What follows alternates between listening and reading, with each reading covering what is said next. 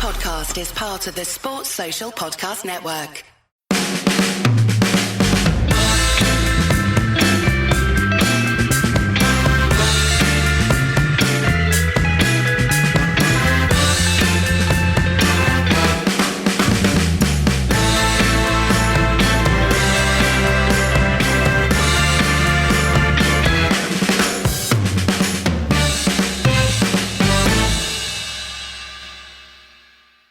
Talking of underrated bottlers, there's only one place where we can start this tournament with the bottle job of all bottle jobs in a group with South Korea, Mexico, and another team, Sweden, I remembered, Germany, the reigning champions of the whole world, a squad packed with so much talent they could afford to leave Premier League Young Player of the Year Leroy Sané out of the squad. Have crashed out of the tournament in spectacular style. We are unfortunately forced to record this in the middle of the second round. Like, it's not a natural break in the tournament for us to record this. So we're going to do a bit of first round stuff, bit of predictions, that kind of, mix and match. Yeah, Germany out. I thoroughly enjoyed that. I was away in China when this was on, so it was fairly late in the evening when Mexico were getting smashed by Sweden and South Korea were beating the Germans, who had both games on. And I would say there was a large contingent of Swedes and a large contingent of English people in the watching audience, and everyone had a good time. I mean, I do get a bit affronted by the kind of little Englander mentality when it comes to Germany in football. I mean, the front page and back pages of this country's tabloids were a disgrace the following day, Yeah, no, I know. But I mean, and it's true that most of it is Little Englander, but it's also a kind of natural sort of rival large country in Europe and all of that. So can we take it like that? Imagine it as a sort of United v Liverpool style rivalry. Well, they knocked us, but it's a bit more like a Stoke versus United rivalry, and we're casting the role of Stoke. Just think we're the baddies. I don't really like to think of it like that, but then again, I'm not traditionally an England fan. I'm just a fair weather England fan, It looks like I almost said we. Looks like England might do well in this tournament, given that there is absolutely nothing of any good in England's half of the draw. I'm going full. By the way, there's every chance that England have already been knocked out by Colombia by the time you listen to this. But right now, I'm riding high on it's coming home. The Germany thing, I mean, the rivalry, there is some more justification to it than a kind of Stoke United thing, given that they knocked us out of Italia 90, Euro 96, and the 2010 World Cup, although that one didn't sting quite so much. But, that when England were good, Germany beating us on penalties was like a key theme of what it meant to be an England fan. So there's some actual sporting rivalry there. And nevertheless, there is just a sort of joy at seeing a team that everyone expects to cruise. I mean, Tony Kroos, to the final, essentially. I think we both suggested they would go out in the semi-final, maybe? I can't remember. I think that's what we both predicted. Well, I mean, it was, given what Tony Kroos did against Sweden, stuck one in the top corner when there was, inches of room for error. Absolute piece of magic. The most pointless absolute piece of magic in the entire tournament so far, I'd say. Apart from maybe Angel Di Maria, he pushed them for true. it. Yeah, true. They give it a good shot, Argentina, sort of. Let's. So what I want to know, Ed, is what happened to Germany? Why did this happen?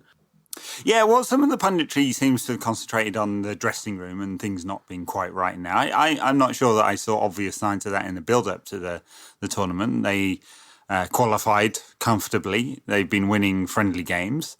I'd say they're probably, even on paper at least, a stronger Germany team than 4 years ago because they actually have a striker this time out, and so that wasn't obvious, but they've been a mess at the back and haven't been able to take control of games through the middle, which you wouldn't expect really, given that you have such a lot of quality through the middle there. So it's a combination of those, letting some very poor goals. I wonder whether they made a mistake bringing Manuel Neuer back in. He hasn't played for the best part of a year, whereas you've got Ter Stegen, who's been in excellent form and playing regularly, which, wasn't the case a couple of years ago.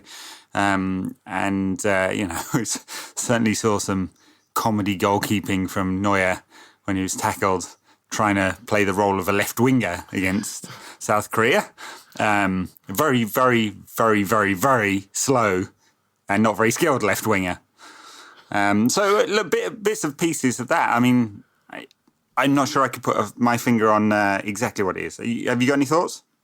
I mean, I think one of the things that is really, this isn't a particularly original thought. And like I said, it's a strange timing this, which means a lot of the analysis has already happened on this. But first of all, we've seen, so in 2002, France crashed out, having won the World Cup 4 years earlier.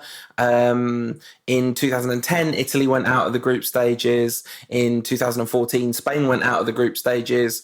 In this World Cup, Germany went out of the group stages. Now that correlation isn't causation, but that is starting to look like a pretty significant pattern when you've got 4 out of the last 5 World Cup winners have gone out at the following World Cup group stages. That's really rather remarkable. And I wonder if it's not like, I don't know, not like a kind of Dwight York thing of like, oh, I've won it now, so I can't be bothered. But there is maybe a reluctance to follow the natural 4-year cycle, the 4-year kind of refresh cycle. And maybe you stick with a few players that oh, hello, sorry, Croatia about to score. Oh my God, that is the most nailed on pen of this tournament so far.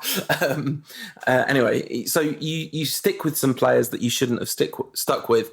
But the other thing about this is I wonder whether actually, in some ways, it's just the reverse. It's just they lost Philipp Lahm and they lost Bastian Schweinsteiger, and Hummels and Boateng and Müller have all declined pretty dramatically. Yeah. Boateng didn't have a good tournament at all, did he? Nor did Hummels, though, and not just letting one go off his shoulder in that last game.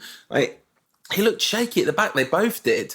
And these were the kind of best central defenders in the game, weren't they? I mean, United have been linked to Boateng this summer, and I'll be pretty worried if we sign him, to be honest. As would I. Yeah, that would be, be pretty worried with United signing anyone from the Bundesliga. We've not exactly got a great record on that one. I think he's, and especially Bayern as well. I think they're a pretty smart club about selling. They sell when someone's done, don't they? Yeah. And I think in this case he's probably done. Look, that's probably a fair comment. They've got a few players in there that are probably past their peak. But they've got tons and tons of young players as well. So I think this is going to hit home really hard in Germany. It's they're not used to failure, not like us.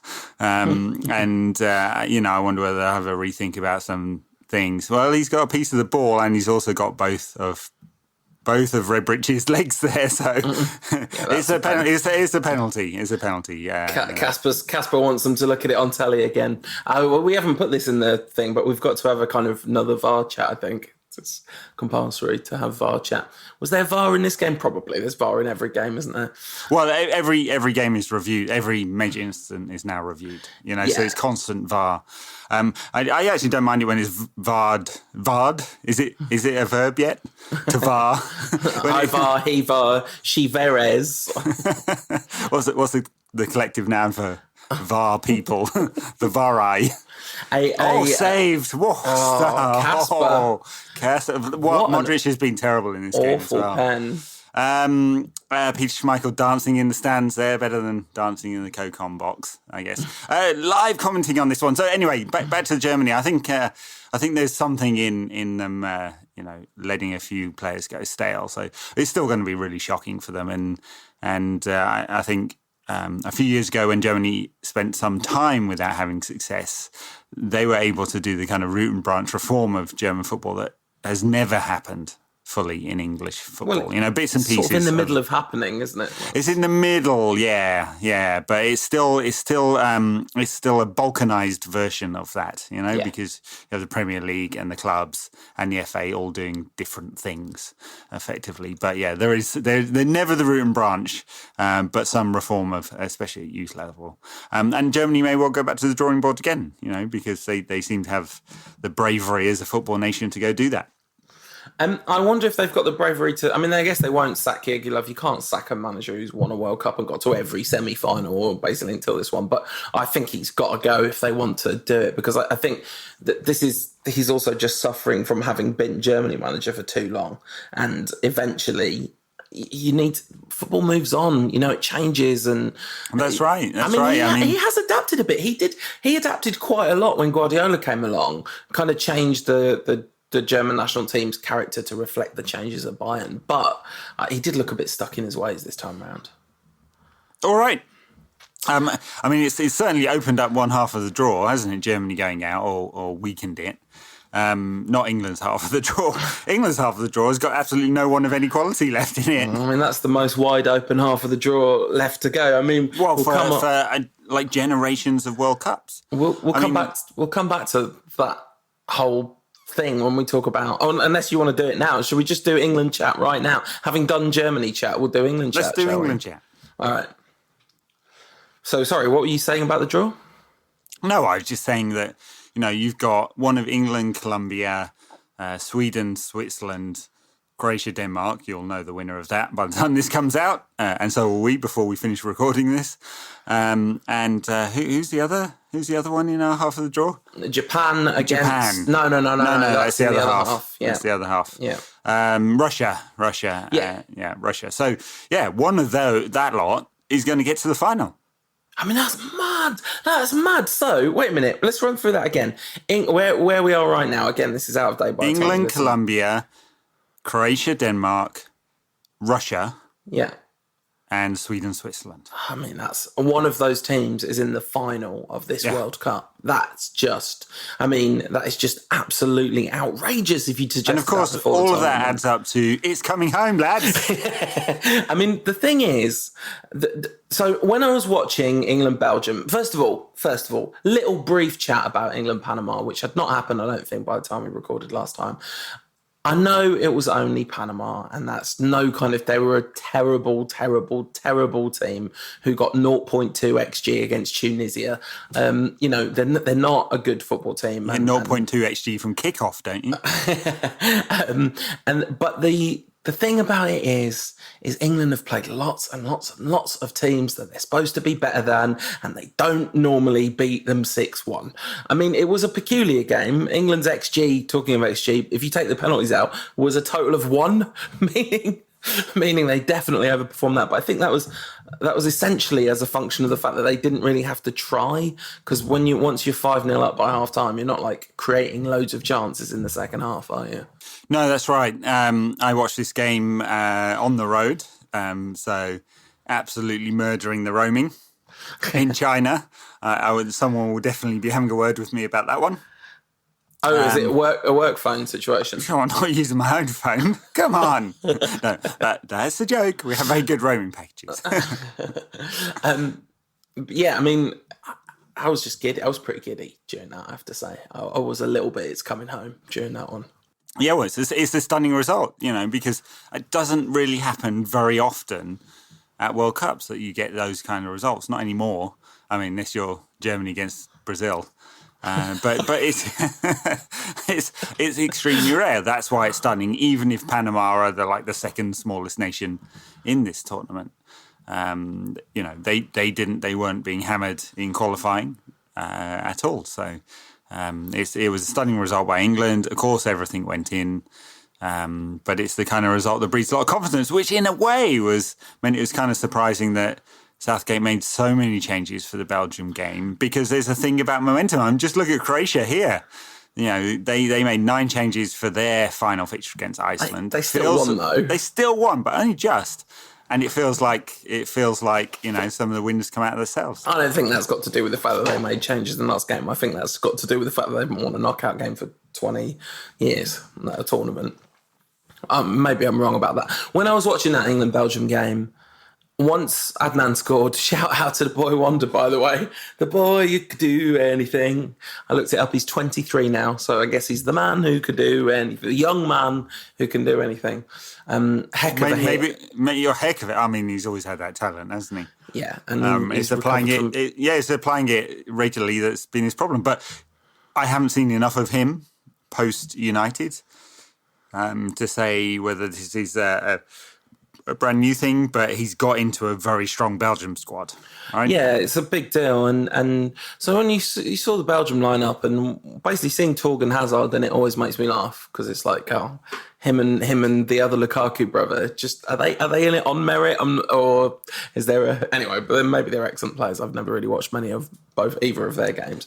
Here's a good rumor, just as a little sidebar. Yeah. Roberto Martinez currently favourite to get the Spain manager's job after the World Cup. Muy bien, gracias. The thing about that Belgian game is once that Januzaj goal went in, I mean, like I said, people will be listening to this after the Colombia game, so this might seem really stupid then. Well, it's Colombia Tuesday night. Yeah. So, like, Tom said he's going to edit this tomorrow. I'm sure he will, but that'll be late tomorrow. Then it'll download. Do you think everyone, just as soon as it hits their download, will sort of bang, got to listen to the Rantcast immediately? Yeah. Are there no podcasts in your podcast app that have been sat there for weeks by any chance, Ed? Yeah, I might have done, but, it's Rantcast, isn't it? Yeah. Okay. Anyway, so I'm perfectly prepared to sound absolutely ridiculous, but I was rooting very, very hard for England not to score a goal at that point because... Well, right now it looks good, doesn't it?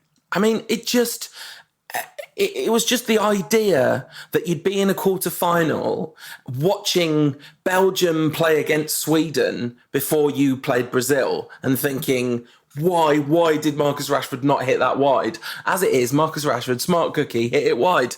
It's all fine. Yeah, he took some stick from that, but he knew what he was doing. I mean, look, I think England's attitude and belief and thought process about this game could be sort of summed up by the last 10 minutes. They weren't chucking Hail Marys in there, desperate to get a goal. No, it was a very, very tame second half. Well, Gabriel Clark said to Gareth Southgate afterwards, if you'd really wanted to win, you'd have put Harry Kane on, wouldn't you? And Gareth Southgate sort of went, yeah. I mean, I think he was, I'm not sure that was a full-fledged admission. But no, right now England have I was going to say once in generation, but it's like once in 10 generations opportunity to reach the final of the World Cup. And I know this is presumptuous, but they won't play a single team who are ranked ahead of them in the FIFA rankings. I think I might have to check that, but it won't be much. Maybe Colombia are, but because Colombia might be ranked like 6th or 7th or something like that. But it's a low quality half of the draw compared to the other half. I mean, Colombia might turn it on, and they were really good against Poland, but it was fully James pulling the strings, and he's injured. I mean, maybe he'll play, but he's the chances he's at full fitness seem remote. And Colombia were beaten by Japan in the first game. That one kind of could have gone either way, and the sending off made a huge difference. Davinson Sanchez was basically the only player that played well in Colombia's win over Senegal. Like, they were terrible in that game. Switzerland are ranked 11th and England ranked 12th, and this Swiss side is nothing great, and Colombia ranked 13th. So, there you go. I mean, I think Switzerland on form in this tournament might be one of the better sides in this half of the draw. Never mind FIFA rankings, because FIFA rankings are really stupid, as we know. Poland are 6th? Yeah, they can definitely be gamed, as we know. Yeah, but the kind of... I think Switzerland are a pretty good team. I did think Croatia were a pretty good team until today, and we'll see what happens in the next 10 minutes of whether they're still in the draw. But one of the things that I think potentially benefits England is that that England are better on the front foot than the back foot. This is a team that is best served playing to its strengths, and its strengths are attacking and scoring goals from set pieces. And that's something that we can do against teams that, we're not going to have to play Dyer and Henderson in midfield in too many of these games. It's going to be one or the other. It doesn't look like you will, yeah. And I think that is to England's benefit. The only thing that concerned me a little bit about that Belgian game, and I know there are a lot of changes, but England went direct quite quickly. You know, when they weren't getting the ball, they were pushing it forward, and that's the kind of stuff that can, end up with you soaking up a lot of pressure because you just give the ball away all the time. Yeah, and I wonder whether, a team with Dele Alli, Jesse Lingard, Harry Kane, even Raheem Sterling, even though he's not been in particularly good form, I wonder if that team goes direct so often. I think probably the answer is no. All right, yeah. I mean, so, great chance for England. Please don't lose to Colombia. I just want it. I just want a run. Okay, obviously we'll start dreaming as it gets later into the tournament, but I'm not talking about it's actually coming home. I'm just talking about it's coming home in the sense of we get to a semi-final. Imagine how mental this country's going to go if we get to the semi-final of a World Cup. Christian Eriksen just had the first penalty saved. That's a stunning stop as well. It's right in the corner. We're gonna have to live comment. Oh, it's onto the post. Live comment on the penalty shootout as we're talking about England. So, there'll be an incredible atmosphere in England if England do manage to go past Colombia. And there's a combination of factors. There hasn't been a run for a long time. England haven't won a knockout game for 12 years. And it's actually a seemingly likeable squad with a likeable manager as well. And they seem to have changed this sort of gazillionaires plus Schmeichel saves with his feet very there. Yeah, it seems to have changed this gazillionaires plus, arrogance, attitude and sort of outward projection aura that other England teams had. It's not a golden generation, but they're not putting themselves out there as that either. The thing that I like most about this team is that this team is hashtag for the kids. Mohammed Butt, friend of the show, chief features writer at Squawka, wrote this beautiful piece about Jesse Lingard, saying that Jesse Lingard was hashtag for the kids. And that is the thing about this England team. You can see even in the marketing, there's this Lidl ad that's doing the rounds, and it is the least offensive ad I've ever seen in my life. And it's just some England players training with some kids and talking about celebrations with them. And, all the Instagram stuff, all the kind of, the Fortnite stuff. This is a team. Wow, what a pen from the Danish number 4. That's he's their captain as well. It's disgraceful that I don't know his name at this point in the tournament. Thor. Marvellous hit. And you said, by the way, that Schmeichel saved it De Gea style with his legs. De Gea is not saving anything in this tournament, but we'll come on to that. His operation Stay in Manchester, I think, working very effectively. So anyway, England are lovable, and there is a generation of kids that are going to fall in love with football because of this England squad in the way that we did because of Terry Fenwick and Steve Hodge in 1986. Terry Fenwick and Steve Hodge. I mean, it's not exactly who I fell in love with in 1986. But yeah, no, I get the point. Yeah, so, lots of positive vibes around England, despite that loss to Belgium. The only caveat being, was there any momentum lost from that loss? But, massive upside in that you can think longer term. As long as they don't blow it against Colombia. It's coming home.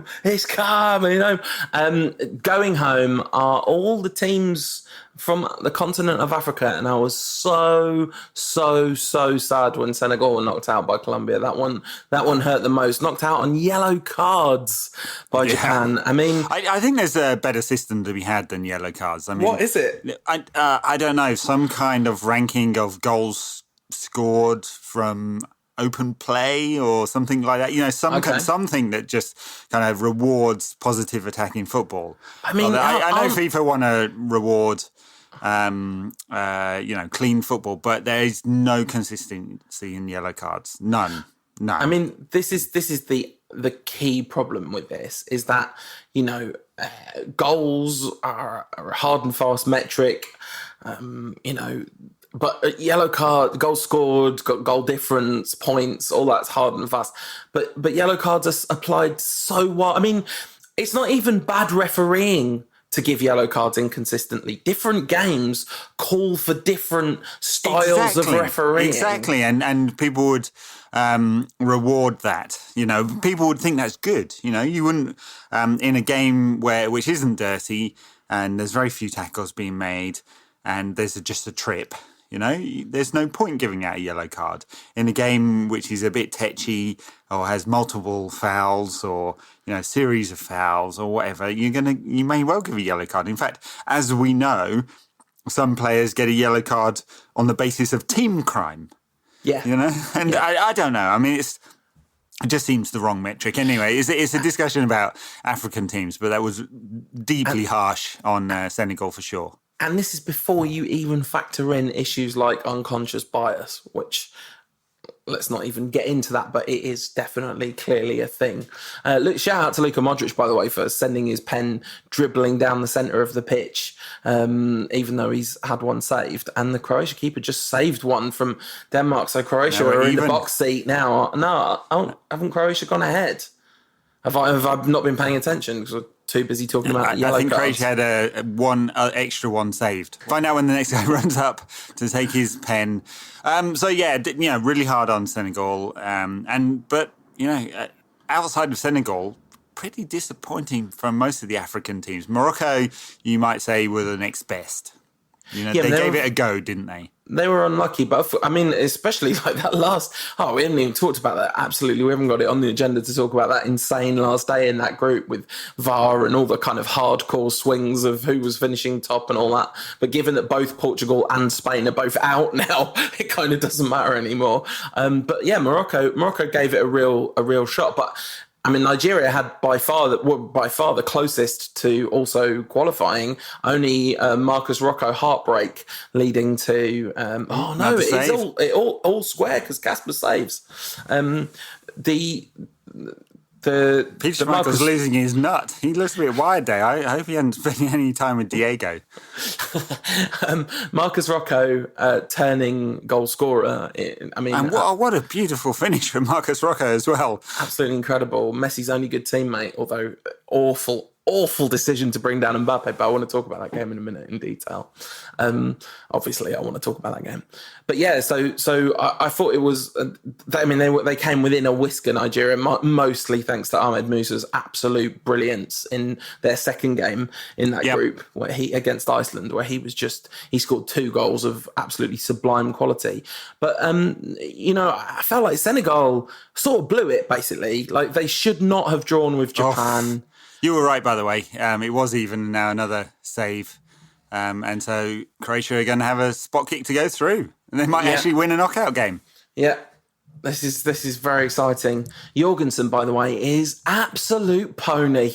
Well, most of their attacking players. He was their centre forward, and he was real bad in this game. And he's just taken a terrible pen. Cornelius was bad before that. Nigeria unlucky. Morocco has some good games. Tunisia bollocks. So were Egypt, to be honest. So. There's a couple of unlucky stories, but none of them good enough. No. None of the African side is really good enough to boss their groups, and it's I don't know. I think it's a black mark on the whole of football, the football community that Croatia through that African sides haven't become better than this. Because there was supposed to be a lot of money from FIFA for football development. Yeah, actually, the quality of sides at national level does track GDP quite a lot. There are some obvious outliers there.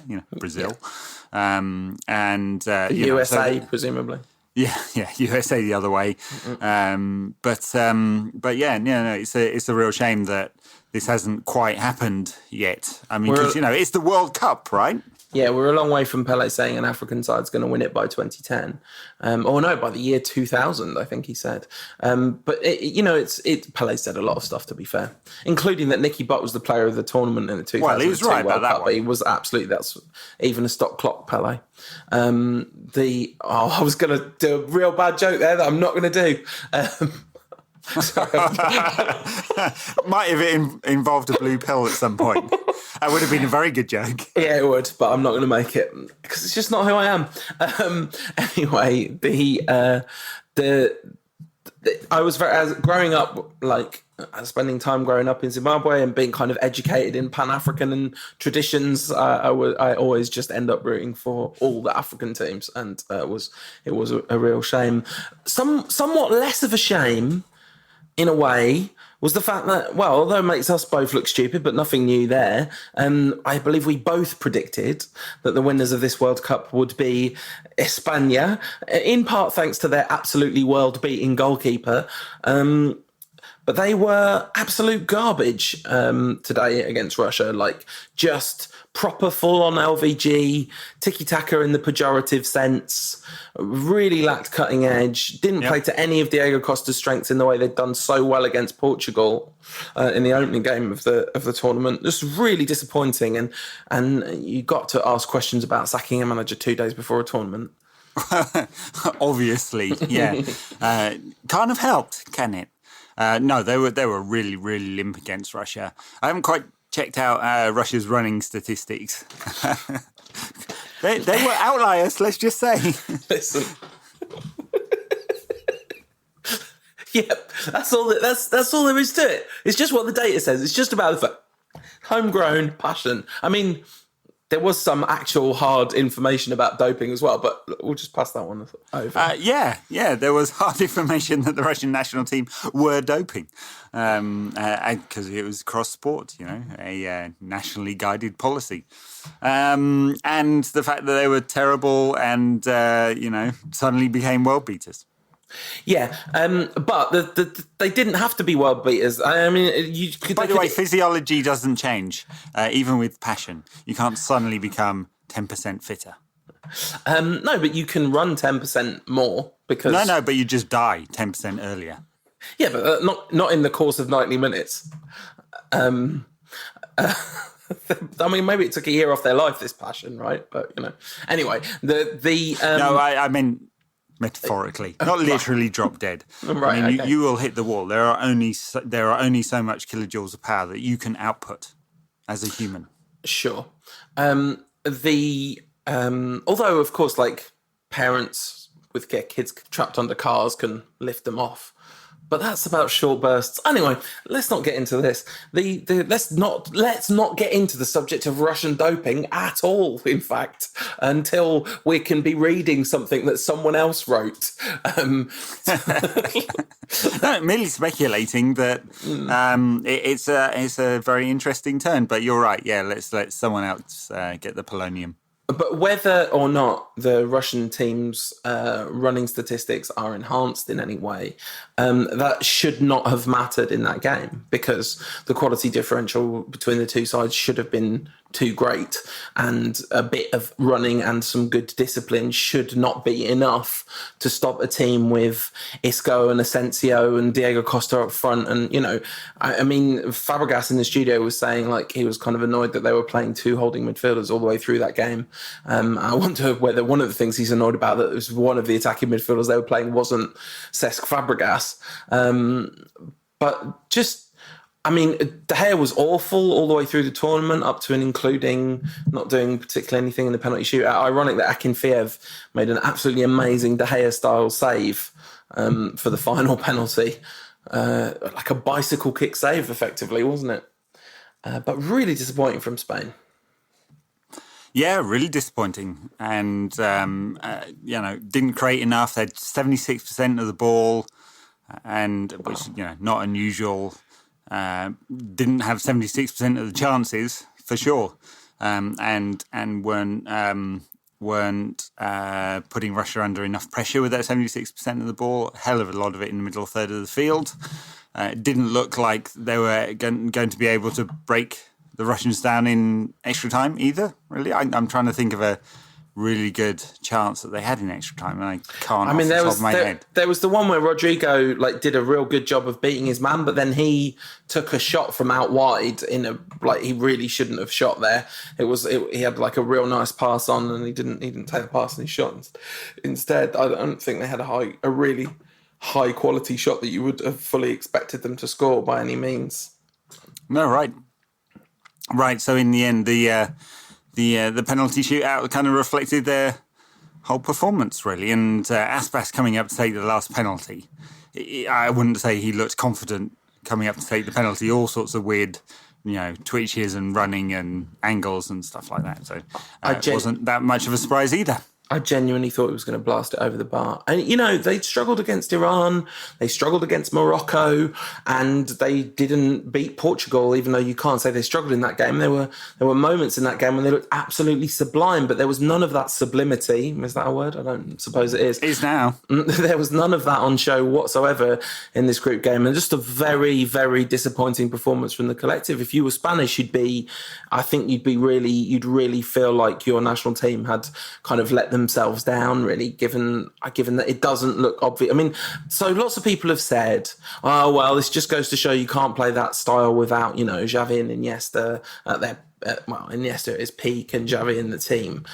I'm not convinced. I'm not convinced this was about personnel. I mean, there were areas where you'd think they were lacking in quality. I mean, the fact that Aspas is on the pitch at all, but that was a really good squad, wasn't it? Everywhere you look, that is huge.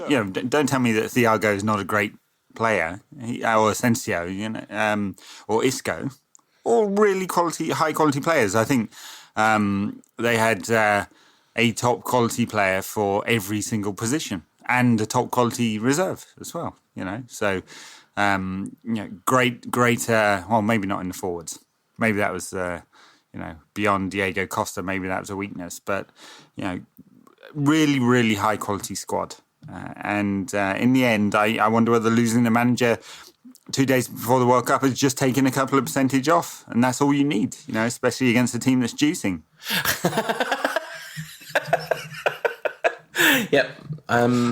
You're in charge of you're technically responsible for publishing in terms of this, I'm just assuming that the subtleties of language are missed on those who are recording this from somewhere inside the Kremlin. Okay, good.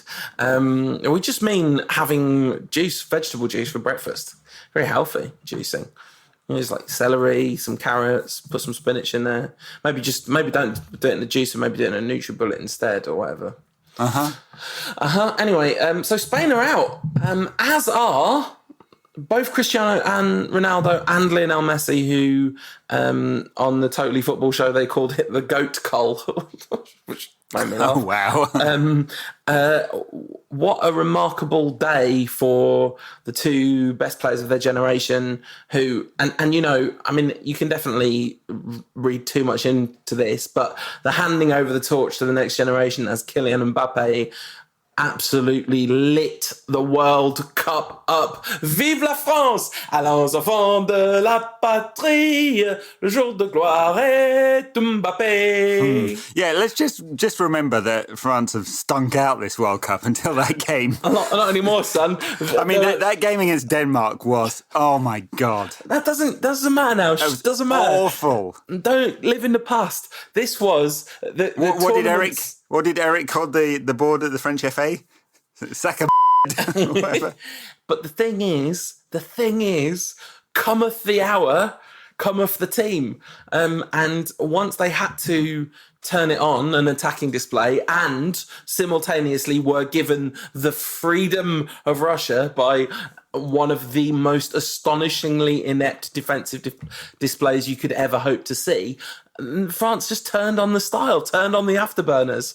And yeah, so let's talk through the goals. First of all, Mbappe breaks through the lines with electric, frightening pace, and Marcus Rocco, even though he's managed to shape Mbappe outside, and so he's kind of going away from goal at this point. Mbappe, Rocco's like, no, I know what to do. Let's give him a full-on spear here and take him out. Yeah, interesting. We're doing a full game breakdown of the France game. Interesting. Well, the game of the tournament. Game of the tournament. Joint game of the tournament. Yeah, I mean, I actually think the thing that did for Argentina in this game was that they played this really high line. Yeah. And Pogba bullied Banega. Hipster's choice Banega, by the way. And hipsters, can you please bow down and worship your new god, Paul Pogba. But didn't you big up Banega in the last episode of the Mancast? No. Okay. I don't know what are you talking about? Pretty sure you did. Oh, I said his shit. Yeah. No, I mean, Pogba bullied him in the centre of midfield and was just able to float those balls over the top or through the Argentinian defence because they were so high up. I mean, you got this really, really slow Argentina defence against this really, really quick French front line. It's just a piss out of them. Many of the French goals came from those kind of positions, didn't they? Really bad tactical mistake, but Sampaoli's had a terrible World Cup, and it's amazing that they made it into the second round at all. Yeah, I mean, it was in the end, of course, thanks to Messi dragging them there. That they did it, and he nearly got them something out of this game. And France absolutely dominated the first half and kind of looked like they could score at will. And then Di Maria was just left in too much space because the French defence was occupied with Messi, and Di Maria scored. I mean, it looked like it was going to be one of the goals of the tournament. It wasn't even the goal of the game in the end, but an absolute worldie. He had a lot of space. It reminded me of Beckham against Arsenal in the 99 FA Cup semi-final, that great underrated goal because the Giggs goal takes all the plaudits. But, Sheringham created the space there. Messi created the space here. And Di Maria just took it like it was a free kick. Oh, well, absolutely hammered it as well, though. So if it's a free kick from there, it's still a miracle goal. So, yeah. He's a very, very long way out and he's speared that right into the corner. Absolutely beautiful strike. So then, half-time and a bit slightly deflated at this point. I watched the game with my mum, so there was a lot of French exclamations going on. I was slightly deflated at half-time because the goal's gone in and sort of the dominance doesn't pay. And then Argentina fluke one. Messi did some nice work to kind of keep the ball live and then blasted a kind of fairly tame shot in. But Mercado tried to get his foot out of the way, I think, and ended up flicking the ball past Lloris. Past the hapless Lloris, as he must be described in this instance, trickled in, and Argentina had an ill-deserved lead, and it was worrying times at that point because I was thinking, not for those of us who may have been egging the Argies on. Listen, I can't believe you're rooting against Paul Pogba. So nice to see Pogba take a game by the scruff of the neck on this stage as well. Just like that game. I mean, that game saw the balance of France's midfield look really good, even though Deschamps is such a loser that he's playing Matuidi at left wing. I've kind of reconciled with Giroud playing up front because actually it sort of works, having Mbappe and Griezmann off Giroud. But Matuidi being in that position is just ridiculous. But anyway. Imagine you've got Dembele, Fekir, Griezmann, Martial, who you left at home. And you'll do a great job with that. I mean... Yeah. But it worked fine in this game because Mbappe... I'm kind of worried that Mourinho might have been looking at that and he'll be tempted to play... maybe Fred will be playing left wing next season. The thing I want more than anything is for Mourinho to look at that and go, do you know what? I really need to sign N'Golo Kante as a favour to Paul Pogba because that would be so good. But anyway, talking of so good, the equalising goal, a deeply, deeply average right back. Apparently, they tell me he's a good centre back, but I've not watched much of Stuttgart. I think it's Stuttgart this season, but he's no kind of right back whatsoever. But goodness, I mean, to comment, he looks like a centre back playing at right back. He runs like a centre back playing at right back, but he does not shoot like a centre back playing at right back. He shoots like a centre forward playing at right back, and a brilliant one. I'm not even sure I can forgive him. I mean, wonderful goal. Absolutely stunning strike, great technique to stay over it and just give it a little bit of outside of the foot. Stunning. But he's got a stupid haircut. No, his hair's nice. It's good. No, it's quite sensible. It's bad. It's bad. Ed, you're just an old man when it comes to hair. You just. Yeah, I think Paul Pogba should get some more red in his hair just to piss off Graham Souness. Pavard's goal better than Nacho's. It's official because it was higher. It was higher up, and so it looked nicer. Nacho's hit is harder, though. Yeah, but not as... That shot, the camera angle from behind of that goal is easily the best moment of the World Cup so far, just that particular camera it looks angle. Beautiful, yeah, but objectively, going in the top corner versus the bottom corner, is it better? Yes, really? Yes, definitely. I mean, never mind about what's better technique. What's better for those of us watching is top bins, where the spiders live, as they say. Mbappe then just took advantage of the fact that Argentina were pressing, and really it was kind of all over at 4-2. We had Hernandez bursting up the left wing, and Griezmann kind of waving him back, saying no, don't do it. And you could see why, because Messi nearly made it interesting by putting a beautiful ball through to Aguero for a late scare for France. Yeah, perhaps should have scored. That would have made it interesting. No, I mean the one he did score. Sorry, the one that made it 4-3. Okay. And then there was that cross that was whipped across right at the end. That would have been, oh my God, I don't know if I could have coped. But Mbappe looked every inch the world star in that game, didn't he? He was just superb. He did. I mean, he's been doing that for 2 years, of course. The World Cup's the biggest exposure, perhaps, that he's going to get. It seemed to a few pundits that was the first time they'd ever seen him play, which is a little odd since he's been, outstanding in the Champions League for 2 years. But yeah, it was a kind of interesting symbolic moment, wasn't it, with Ronaldo and Messi going out and Mbappe having such a storming game. Mbappe and Pogba. Look, he's a completely different kind of player. He's more like sort of Ronaldo than Cristiano Ronaldo in terms of his running style, and it's just his willingness and ability to just take people on in any part of the pitch at any time. Yeah. So anyway, I mean, from a United perspective, I was worried about Pogba before this tournament, and it was just really, and have not really enjoyed France at all until this. So it was really nice to see him perform something like his best, essentially, and he was absolutely vital to that win. All right, he was. I don't think Uruguay will defend like that. By the way, I would imagine. I couldn't have imagined France going forward in any game in this tournament, but I will be absolutely stunned if it's a similar kind of game against Uruguay. I mean, I would be so worried about this game, but the fact that Cavani went off with a serious-looking injury.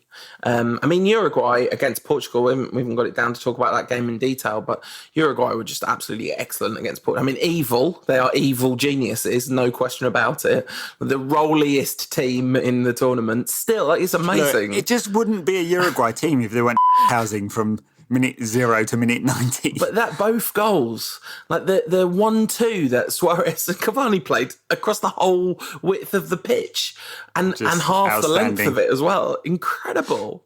Brilliant for the first goal. And then the second goal, I'm screaming at the TV that overloads on the right. Yeah. And he goes left. And I'm like, what? And then Cavani does that. Yeah, amazing. And nice for, I like Edinson Cavani. I was always nervous about him being linked with United because he's one of those players that I hadn't seen ever really play that well, but nice to see him turn it on and play his best and not be profligate in front of goal in a major tournament. But like I said, I'd be much more worried about this game if he's fully fit because I think France could be vulnerable to implosion. I think that's pretty clear, and they went behind against Argentina and pulled it back, which did show some character. But like you say, there's going to be, having had all the space in the world against Argentina, there's going to be just no space against Uruguay. All right, very good. Well, that's that done. France are through. Yes. With Spain out, they're in a slightly easier Spain and Germany out. Slightly easier, half of the draw than they might have once been. Spain were in our half. Yeah, our half. Oh dear, I've done it again. I'm in both halves. I've got both halves locked down. A France-England final, that's my dream. Then I just win either way. Lucky Pierre, as you may be called. Urban Dictionary for that one. Yes. Anyway, the draw just looks fascinating now because Brazil and France are the only teams that have won the World Cup in the last 20 years that are left in the tournament. They're both in that side of the draw. I was going to say you've got to imagine that's going to be the semi-final, but Brazil kind of looked good in the end, but they definitely laboured a bit to get there, didn't they? It took some doing for Brazil to They weren't good against Switzerland. No. They weren't that much better against Costa Rica. I mean, they got the 2 late goals from Costa Rica to kind of died on their feet. Yeah. Serbia were really disappointing in that game, I thought. Serbia were disappointing throughout, really.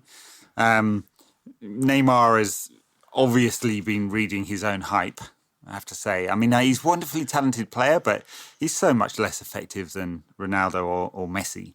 Do you think so? I think so. Yeah, I think so. I mean, he spends half. And he's a total. Isn't he? I mean, he does. the amount of rolling around and he gets kicked out of every game, though. Like it's. Yeah, but when you're kicking someone's shins, it doesn't hurt the left side of their face.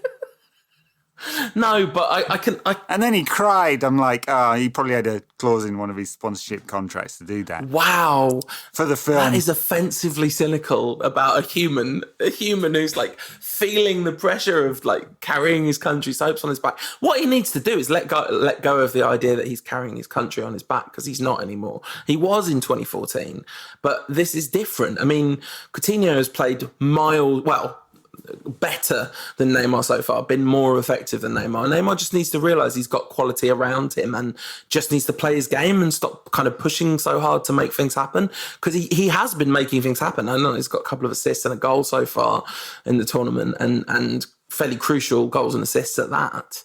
But yeah, I mean, Neymar can afford to. If I was working with Neymar, I would be fully telling him just to chill, bro. Yeah, play the game, play for your team. I think that's the problem. He's not really playing for the team. Anyway, he may come into his own at the end of the tournament. Yeah.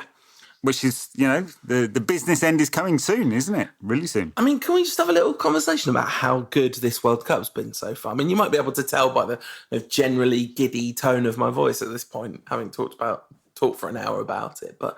I mean, in 2014, I think by the end of the group stages, we all thought, wow, this could be an all-time classic. And then it really tailed off in the knockouts. But the first knockout game of this tournament was 4-3 and a thriller at that. No, that's right. And look, tournaments are always defined by the knockout games, for sure, right? If the big games are great, it's a great tournament. And so far, it looks like that. Of course, the fear starts to creep in. And, the sense I got was that we got a little bit of that in Croatia and Denmark. And Spain. And Spain, yeah. So, because you always get another chance in the group games. 2/3 of them you do anyway. Unless the maths doesn't work out, in which case you only get a chance in one of them, because then if you lose the second one, you're out. Yeah. But, you just kind of hope that in the really big games, it's the really big players who are brave enough to risk it, and sometimes it's the players who are not the great ones that kind of shrink. It's when the big players don't turn up because they're worried. That's when you're really going to get a bad tournament. But so far, we haven't seen too much of that. We'll see. That's going to define this World Cup, of course, but it's been great so far. Yeah, just even apart from France, Denmark was an absolute stinker. There's been one or two others which weren't brilliant, but I can't think of many games where I haven't been entertained or like invested in the outcome or whatever. It's just that's been, right. It's been a really, really, really good World Cup so far, and they aren't always. So I read a piece which was basically saying, it's been a really good World Cup so far, and therefore Russia has gained back all its credibility. I'm not even going to mention the publication because it's such a loss of bollocks. The problem with Russia having this World Cup was, one, they clearly bought it because you could basically bribe the execco and they would hand you the World Cup. And two, terrible human rights record. Maybe shouldn't be hosting the biggest event in the globe, but hey, that's just me and my poncing it around with left-wing rantcast. That was the problem. Not that people thought, it's going to Russia, therefore it'll be a terrible quality World Cup. I mean, I was talking to my dad about this earlier, and he was saying this is the problem now. People are going to say this is a triumph for Putin. I was like, no one's going to be stupid enough to say that, but apparently they are.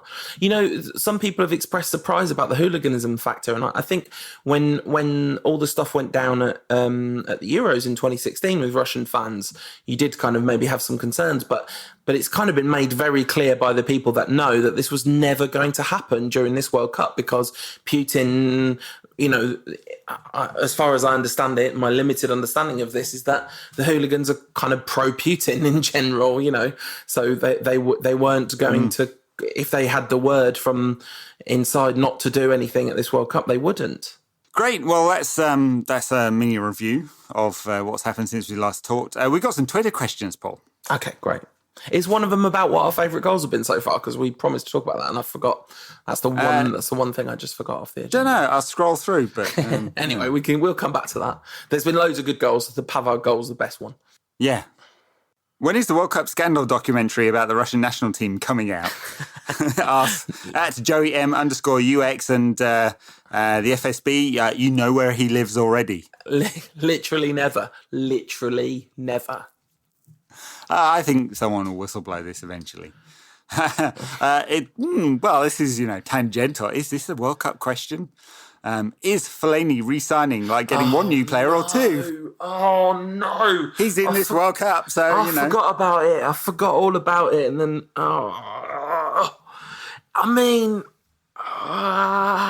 it could have been over. It could have been. And listen, right, if you're one of these people who's like, it gets too much stick, he always gives it all for the team. Fine.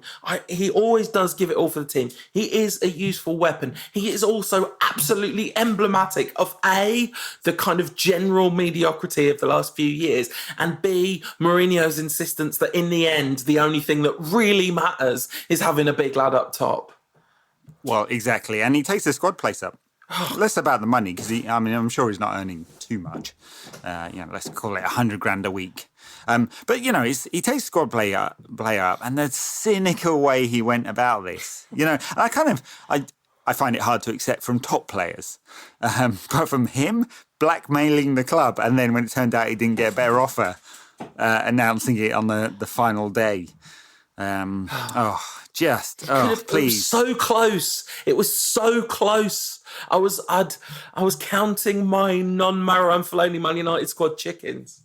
Anyway, that was at Halango who asked that question. There were a few like it. At Soralapio, yeah, maybe, says, De Gea's looked surprisingly weak during the World Cup. Is he just trying to make sure football's coming home? What do you think's going on? Absolutely.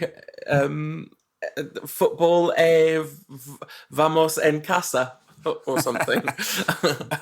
People called Romanes, they go the house. It's really weird. Do you think it's a mentality thing, a pressure thing? Do you think it's a tiredness thing after a long season in which he had to play a lot of games behind Phil Jones? Yeah, maybe. Look, it's a totally different way. He had to save a lot of shots in the Premier League last season. Yeah. He doesn't have to save very many shots with Spain because they've got 75% possession all the time. Yeah.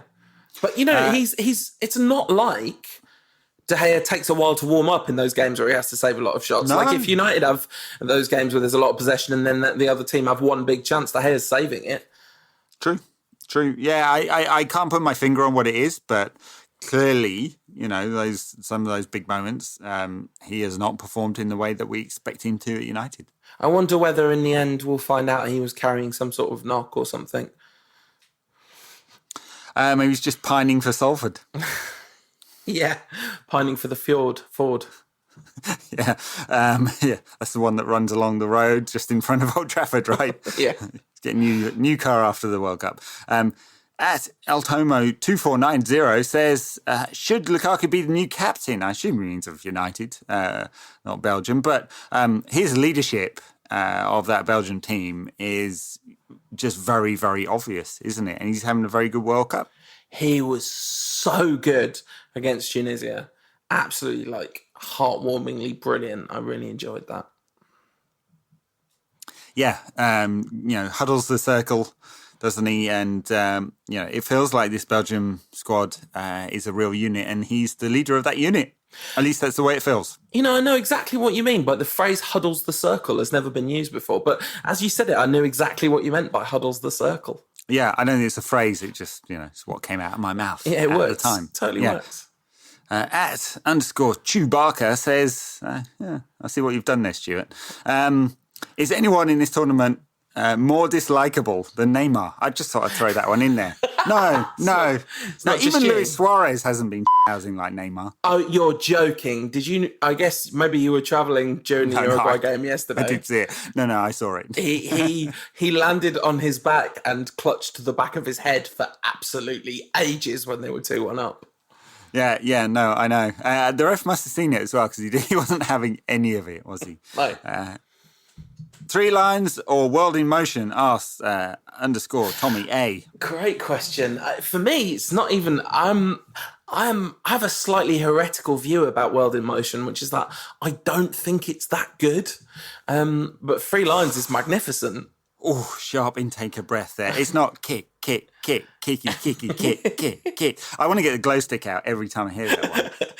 3 lines on a shirt, shows remain still gleaming. It's magic. That new. I never really liked the beat of the New Order track. You'll go wash your mouth out. I mean, listen, the John Barnes rap is magnificent. You do have to hold or give, but do it at the right time. You can be slow or fast, but you must get to the line. They will always hit you and hurt you, defend or attack. There is only one way to beat them, and that's get round the back. Catch me if you can, because I'm the England man, and what you're looking at is the master plan. I can't. That's as much as I've got. It's Route 1, that is, yeah. Lyrically. Would you take Southgate at United, asked Sach Khan? 100%. But you could ask me almost anyone in world football at the moment. I'd be like, yeah, 100%, I'll take them at United. Will they cancel Marouane Fellaini's contract extension? If so, yes, 100%. Would you serious question, would you take No, he's never done it at a club anywhere. I mean, just a huge, and the difference between England and United is significant. No, he's doing, but he's doing a fine job. The one thing that I would say about that, because I completely agree, it's obviously ridiculous, but but what United need is the same thing England need. United need the pressure lifted off them. The players, they need to. They do. They need the pressure. It's the world's biggest club. No.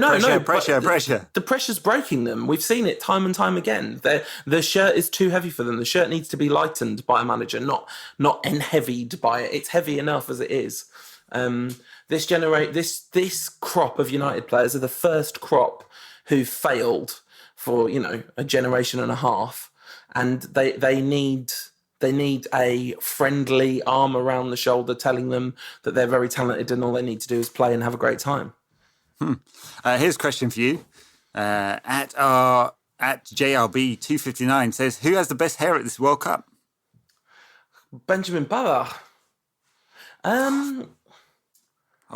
I mean, looks like he's got the curlers on in the morning. Having engaged in relentless slander about it, you can't really go too far wrong with Marouane Fellaini's haircut. I like Axel Witzel's though. It's kind of like a kind of somewhat more shaped version of the same thing. Yeah, like he's stuck his fingers in the live socket. It's not one afro, is it?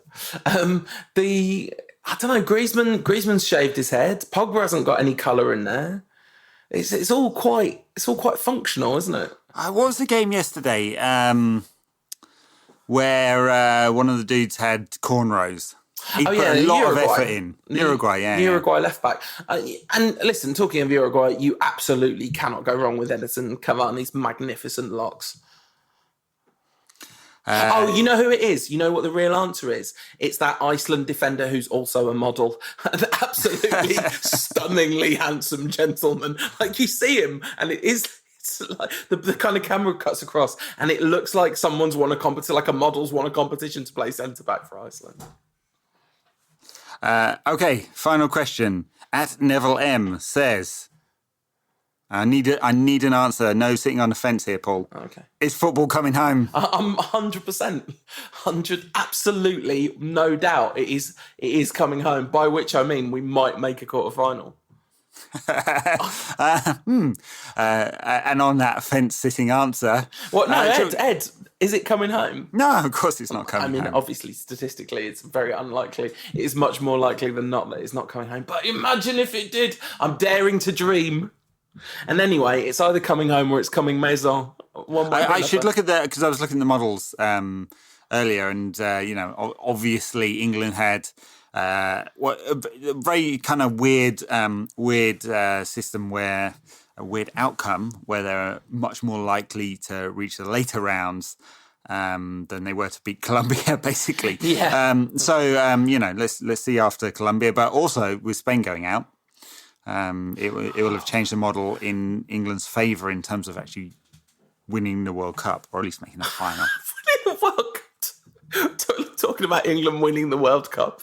It's like, and it's not a ridiculous notion at this point, but like, as I say, people are listening to this after we've crashed out 2-1 to Colombia thanks to a late Falcao winner. Oh, man. All right, best goal of the World Cup so far? I just loved Pavard's goal so much. To keep it down and the kind of, like I said, the angle from behind him is great. But there's been plenty. I mean, that Di Maria goal was magnificent, wasn't it? Di Maria was magnificent. Nacho's goal, stunning. Messi, where he's taking it on the run on his thigh. I mean, we expect that from Messi, but anyone else in the world would be absolutely stunned by that. Ahmed Musa, the Tony Cruz late. Such a sweet strike. He's no right to score from there. The Musa goal that I liked best was the first one where he took the control. It was that you mentioned in the Messi goal that made me think of it because he took the control in stride and then blasted it in. That was magnificent. Oh, what a World Cup. Very good. Ronaldo neither are Harry Kane's penalties or the one that came off his heel in this one. To be fair, that first Harry Kane penalty was an absolute blinder. And then like both times he had to wait for absolutely ages. And the kind of courage of his convictions the second time to wait absolutely ages and take exactly the same penalty, again, knowing it was basically unstoppable if he executed. Did we talk about Jesse Lingard's... How have we got this far into the show and not talk about just that? That was the moment of the World Cup for me. I genuinely shed a tear when that goal went in.